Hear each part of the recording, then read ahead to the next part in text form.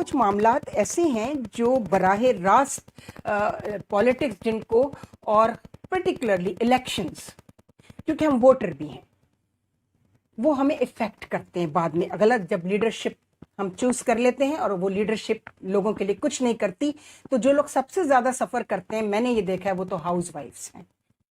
तो मैं आज जफर इलाली साहब से ये जरूर पूछूंगी कि आप मुसलसल वोटिंग मशीन के बारे में बड़े वैलिड पॉइंट्स रेज कर रहे हैं, क्योंकि वो एक जुडिशियल डॉक्यूमेंट है, लॉ डॉक्यूमेंट है, जिसमें सुप्रीम कोर्ट ने इंस्टेड ऑफ मे कंडक्ट के बजाय शेल कंडक्ट का वर्ड यूज किया है।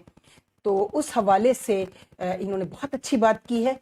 तो इनसे हम देखते हैं कि आगे हमसे अब आज क्या बात होती है। अस्सलाम वालेकुम सर। वालेकुम सलाम। आपका सवाल का जवाब ये है कि हम कैलकुलेटर क्यों इस्तेमाल करते हैं? हम इसलिए इस्तेमाल करते हैं कि एक्यूरेटली और जल्द से जल्द हमें पता चलता है कि 75 और 73 का क्या फर्क है इमीडिएटली।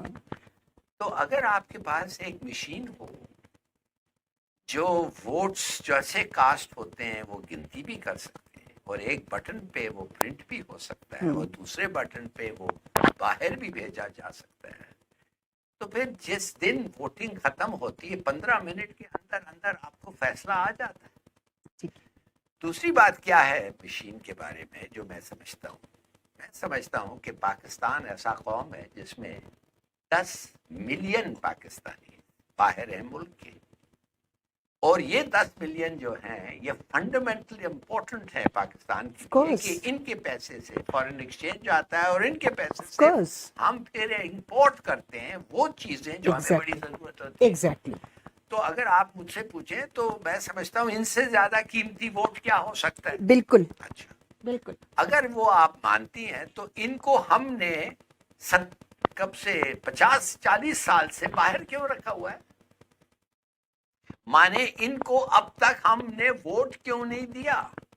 अब शुरू में राइट ऑफ वोट क्यों नहीं दिया हमने इनको? वोट क्यों नहीं राइट ऑफ वोट है, फिर भी वो उनको एक्सरसाइज नहीं करने दे रहे हैं, एक्सरसाइज नहीं करने दे रहे हैं के लिए सहूलत क्यों नहीं पैदा, फैसिलिटीज क्यों नहीं हमने दिया? तो ये सब कि अगर 10 मिलियन पाकिस्तानी जो है बाहर, 5 मिलियन शायद वोट दे दें, 5 मिलियन ऐसे हैं, वो भी 5 मिलियन जेन्युइन वोट अगर हुआ तो बहुत जो इंटरेस्टेड है, एग्जैक्टली जो जाके देंगे। उन 5 मिलियन से इस वक्त फिलहाल ये फीडबैक आ रहा है, मे बी रॉन्ग, कि 50 से 60% कम से कम बिल्कुल ठीक है, बिल्कुल ठीक है, वो एक पार्टी की वोट है।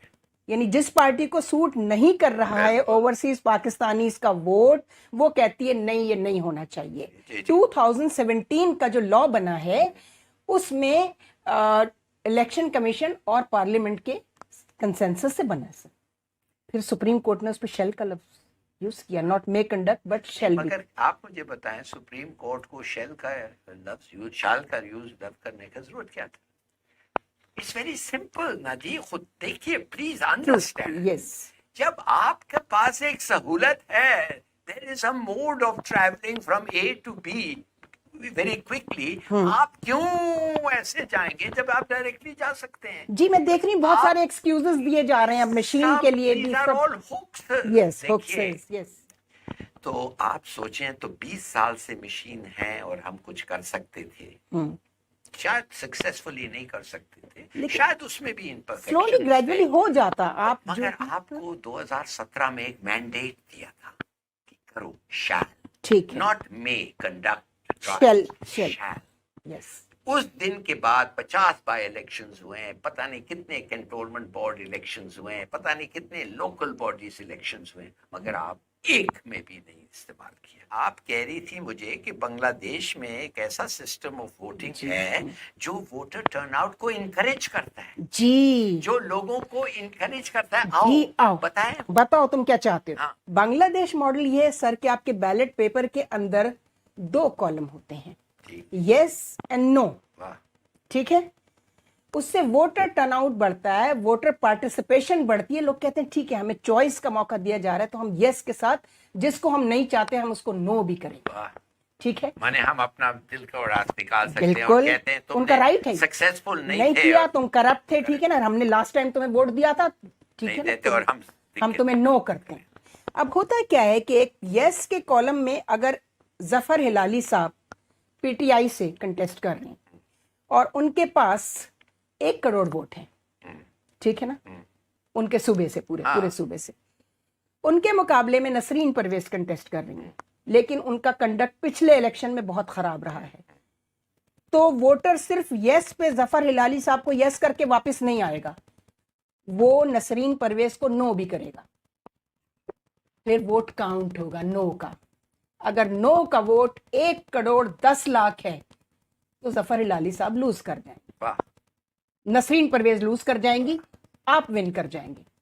ये है voter participation. It was very interesting and it was मुझे ये लगा था हमें, और हम लोग, अच्छा जब मीटिंग में भी क्या आप बता रही हैं, मैं I think it's very interesting. हाँ यस, मगर उसका मतलब इसमें पढ़ा लिखा वोटर, बाशऊर वोटर पार्टिसिपेट करने जाता है। मैं ये कहती हूँ कि अदर देन इलेक्शन कमीशन तो एक कॉन्स्टिट्यूशनल कंटेस्टेंट बॉडी है, ठीक है ना जी, वो इलेक्शन प्रोसेस को हैंडल करती है, बट और पार्लियामेंट और इलेक्शन कमीशन के अबव एक ऐसी लीगल बॉडी होनी चाहिए जिसमें एक जर्नल, एक जज, ठीक है, well reputed, sir well reputed का भी लफ्ज यूज करूंगी, बेशक मुझे फौजी और जज साहिबान अच्छा ना समझे, क्योंकि आपने पूछा है तो मैं जवाब दे रही हूं, और आपके जो इंटेलिजेंसिया और एकेडेमिया है उनकी तरफ से एक एक रिप्रेजेंटेटिव, 4-5 की एक बॉडी बनाए। कमेटियां बनती रहती हैं ना, पार्लियामेंट में भी तो बनती है ना जी,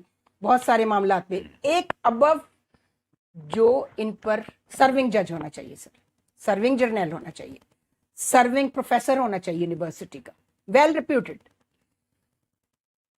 नोटेबल, इंटेलेक्चुअल, 4-5 लोगों की कमेटी बताएं, वो एक अबव ऑल दिस चीज वो गाइड करे दोनों को, वो पार्टीजन नहीं हो,